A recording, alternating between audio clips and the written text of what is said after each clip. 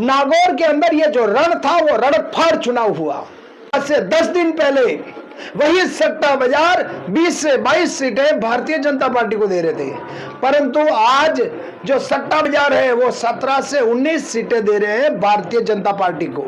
और आरएलपी और कांग्रेस दोनों के कार्यकर्ताओं का साथ भी मिला, इसलिए उम्मीदवार का हाथ मजबूत होता हुआ चला गया। रविंदर सिंह भाटी जब मैदान में उतरे, रण के अंदर पूरे अंगारे उठ रहे थे और रविंदर सिंह भाटी का जिस प्रकार से प्रचार चल रहा था कि ऐसा लग रहा था कि कोई स्टार, कोई सुपरस्टार 25 सालों में कोई हजारों मूवियां सुपर डुपर दे चुका है और अब बाड़मेर से चुनाव लड़ रहा है। उस प्रकार से रविंदर सिंह भाटी के धाके पड़ने लग गए। नमस्कार, जय हिंद, जय राजस्थान, विजय राजस्थान में आपका भाई नरपत सिंह डंडोरा। आप देख रहे हो राजस्थान की आवाज। राजस्थान की आवाज में आज बात करेंगे राजस्थान के लोकसभा चुनाव की। भारतीय जनता पार्टी जो दावा करती थी 25 की 25 सीटें जीतने का दावा करती थी, वो दावा कहीं न कहीं धरा हुआ दिखाई दे रहा है। क्यों दिखाई दे रहा है, किस लिए दिखाई दे रहा है? क्योंकि मैं आज वो सट्टा बाजार की जो आईडी होती है, हालांकि ये काम सरकार का है रोकने का, परंतु ओपनली सट्टा बाजार के अंदर आप कहीं से भी आईडी ले सकते हैं ऑनलाइन, और आईडी लेकर आप व्यापार भी कर सकते हैं सट्टा बाजार के अंदर। ये सरकार का काम है रोकने का, परंतु मैं आपको ये आईडी के अंदर जिस प्रकार से जो गरमाश आई हुई है, जिस प्रकार से राजस्थान के अंदर जो Bharatiya Janata party clean sweep का दावा करती थी 3 महीने पहले, हालांकि मैं 3 महीने पहले की अगर बात करूं तो सट्टा बाजार पूरे राजस्थान के अंदर एक ही हाका हो रहा था कि 25 की 25 सीटें भारतीय जनता पार्टी जीत रही है।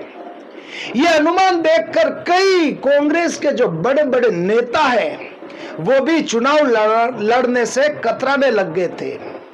आज वो पछता रहे हैं। क्यों पछता रहे वो भी मैं आज आपको बात बता रहा हूं। हालांकि मैं आपको जो बात बता रहा हूं वो पूरी तथ्य के साथ में बता रहा हूं और पूरे सेक्टर के अंदर घूम के आया हूं और उनके सेक्टर के अंदर लोग क्या सोचते हैं वो पूरी बात बता रहा हूं मैं आपको।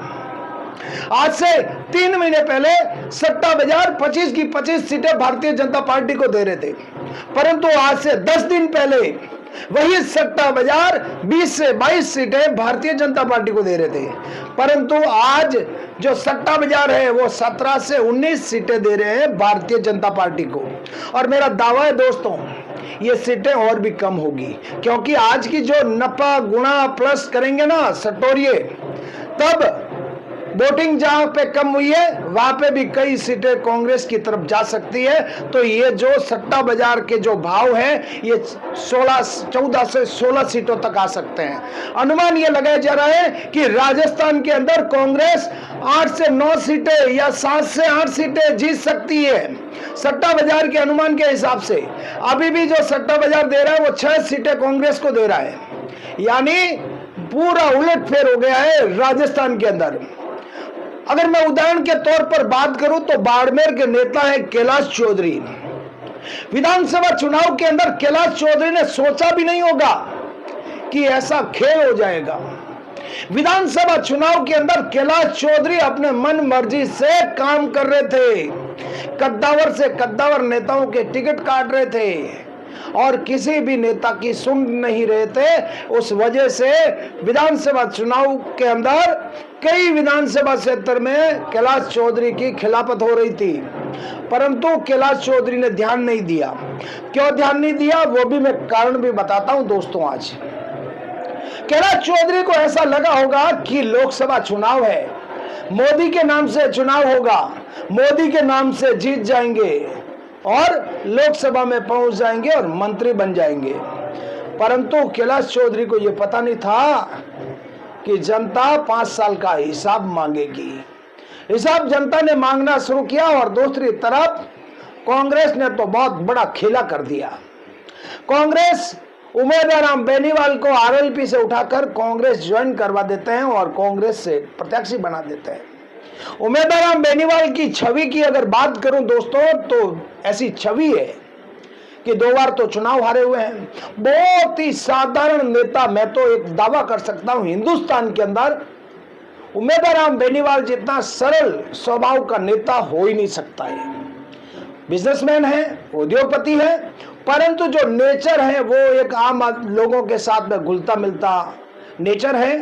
और अगर बात करें उमेदवार बेनीवाल की तो 2018 और 2023 का चुनाव जीतते जीतते हार गए, तो वो लोगों के बीच में सहानुभूति भी थी और आरएलपी और कांग्रेस दोनों के कार्यकर्ताओं का साथ भी मिला, इसलिए उमेदवार का हाथ मजबूत होता हुआ चला गया।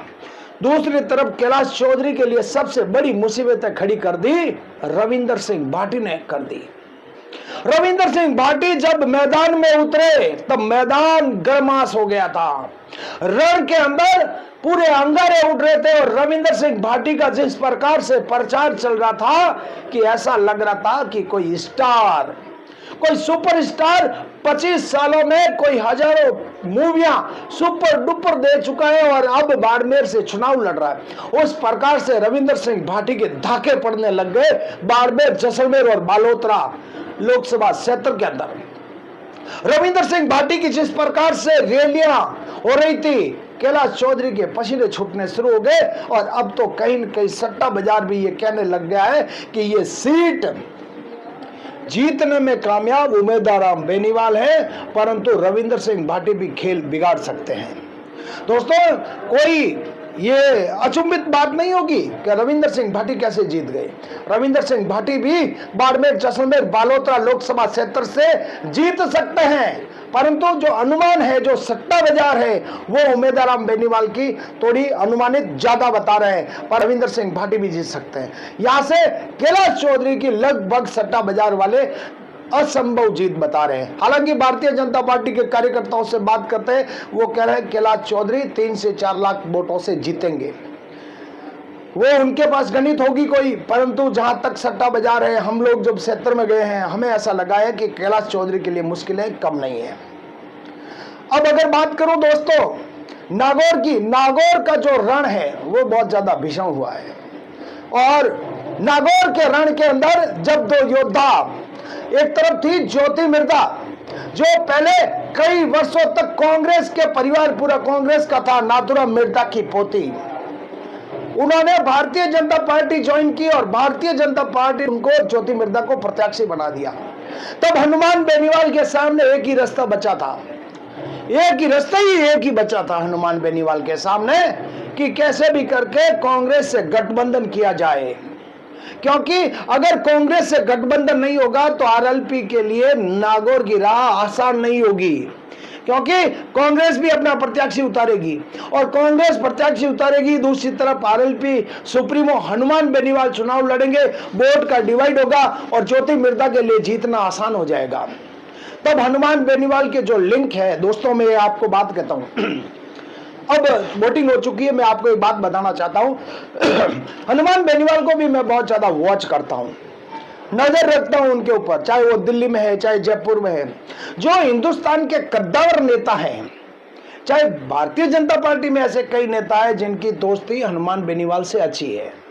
हनुमान बेनीवाल का राजस्थान के अंदर लोग असंभव मान रहे थे कि यह गठबंधन नहीं होगा, क्योंकि हनुमान बेनीवाल के जो बयान है राहुल गांधी के ऊपर है, अशोक गहलोत के ऊपर है, परंतु हनुमान बेनीवाल ने अपने हनुमान, जो अपने चहेते, जो केंद्र के अंदर बड़े नेता है, उनसे कांटेक्ट किया और राजस्थान के बड़े नेताओं से, अशोक गहलोत से, सचिन पायलट से कांटेक्ट किया और यह गठबंधन के ऊपर मोहर लगवा दी।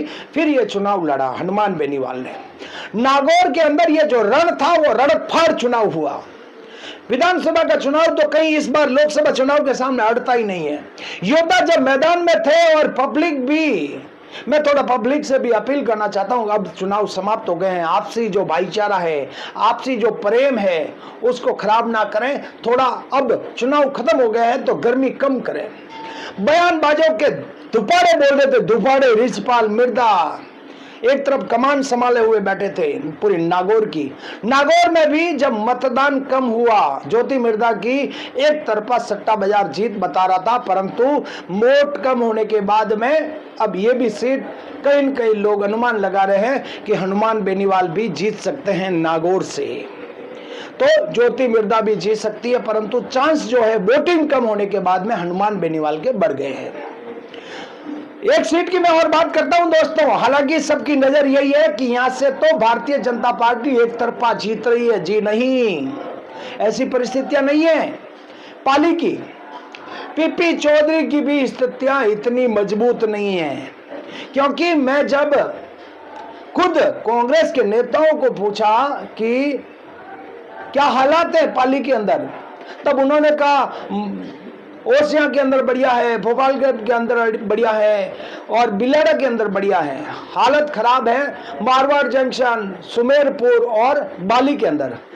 परंतु मैंने जब मारवाड़ जंक्शन के लोगों से फोन किया, जो कोर वोटर है भारतीय जनता पार्टी के, कोर वोटर जिनको फूल के अलावा कुछ दिखता ही नहीं है, उनसे बात की तो वो कह रहे हैं कि साहब इस बार जो पिछले वाली लीड है वो असंभव है। पीपी चौधरी के ऊपर नाराजगी बहुत है लोगों की एक शिकायत है कि पीपी चौधरी को देखा तक नहीं क्षेत्र के अंदर। ये वाक्य बहुत ज्यादा चुनाव के अंदर घूम रहा था कि पीपी चौधरी को देखा तक नहीं। उसके बाद में ये भी कहीं ना कहीं सीट उलटफेर हो सकता है दोस्तों। आपको मैं बता देता हूं, जोधपुर की सीट जो बात कर रहे हैं ज्यादातर लोग कि यहां से कर्ण सिंह उछाड़ा जीत रहे, नहीं जी, यहाँ पे भी टक्कर का मामला है। स्टार्टिंग का जब चुनाव का समय था, 5 दिन के अंदर कर्ण सिंह उछाड़ा ने बहुत ज्यादा बढ़त बनाई थी। गजेंद्र सिंह शेखावत ने जिस तरीके से चुनाव लड़ा जोधपुर के अंदर, गजेंद्र सिंह शेखावत ने खलबली मचा दी। तो ये सीट, मुझे ऐसा लगता है कि ये सीट भारतीय जनता पार्टी के खाते में जाएगी, जोधपुर वाली। परंतु बाड़मेर की जो सीट है वो भारतीय जनता पार्टी के लिए असंभव है। अब हालांकि सट्टा बाजार 6 सीटें दे रहा है, तो लगभग 9 सीटें हो सकती है। दौसा वाली सीट है जहाँ पे मुरली लाल मीणा चुनाव लड़ रहे हैं, कन्हैयालाल मीणा चुनाव लड़ रहे हैं, और भी सीटें हैं जहाँ पे चुरू की सीट है, राहुल कसवा जीत सकते हैं। ऐसा करके 6 सीटें जो कांग्रेस की जो सट्टा बाजार दे रहे हैं, अब लगभग वोटिंग खत्म हो चुकी है और मतदान इस बार कम हुआ है। इस वजह से भारतीय जनता पार्टी की जो बेचैनी है वो बढ़ चुकी है, क्योंकि ऐसा माना जाता है कि जहां जहां पर वोटिंग कम होती है वहां पे भारतीय जनता पार्टी की हार होती है, जहां जहां पे वोटिंग ज्यादा होती है वहां पे भारतीय जनता पार्टी की जीत होती है। इसलिए मानते हैं कि जो बनिया वोटर हैं, जो ब्राह्मण वोटर हैं, जो राजपुरोहित वोटर हैं, मूल ओबीसी वोटर हैं, उनकी ही वोटिंग कम होती है। ऐसा मानते हैं और होती भी है। जहां पे वोटिंग कम होती है वहां पे भारतीय जनता पार्टी कमजोर रहती है। इस चुनाव से पहले मैं एक बहुत बड़ा आपको बात बता रहा हूं। इस चुनाव से पहले जिस प्रकार से कांग्रेस के कद्दावर नेता चुनाव लड़ने के लिए मना कर रहे थे, मना कर दिया था कि हम चुनाव नहीं लड़ेंगे, हमारे पास संसाधन नहीं है, कार्यकर्ताओं को परेशान करेंगे, इसलिए चुनाव नहीं लड़ना चाहते हैं। परंतु अब वही नेता ये मन में सोचते होंगे कि यार इतना रंग जम जाएगा चुनाव में, ये तो पता नहीं था। अगर ऐसा होता तो मैं सीट निकाल देता, क्योंकि मैं भोपालगढ़ और पाली लोकसभा क्षेत्र के अंदर जहां पे भी गया, लोगों ने यही कहा संगीता बेनीवाल बिल्कुल बेस्ट कैंडिडेट है, नहीं है, वोट मिल जाएंगे। परंतु अगर कहते थे कि अगर दिव्या मदेरणा मैदान में होती तो फटकारे मारती, और मदेरणा होती तो ये चुनाव आसानी से निकल जाता, ये लोगों ने कहा है। क्षेत्र के अंदर लोगों के पास गया तो लोगों ने कहा कि अगर दिव्या मदेरणा मैदान में होती तो ये चुनाव का रंग अलग होता और दिव्या मदेरणा एक तरफा पाली लोकसभा का चुनाव जीत जाती। हालांकि संगीता बेनीवाल की भी स्थिति दोस्तों कमजोर नहीं है। तो ये मैंने सट्टा बाजार के हिसाब से आपको अनुमान बताया है। आप क्या सोचते हैं कि राजस्थान के अंदर भारतीय जनता पार्टी कितनी सीटें जीतने में कामयाब रहेगी, कांग्रेस कितनी सीटें जीतने में कामयाब रहेगी? कमेंट बॉक्स में जवाब जरूर दें। जय हिंद, जय राजस्थान, विजय राजस्थान में आपका भाई नरपत सिंह डंडोरा। आप देख रही हो राजस्थान की आवाज। जय हिंद, जय भारत।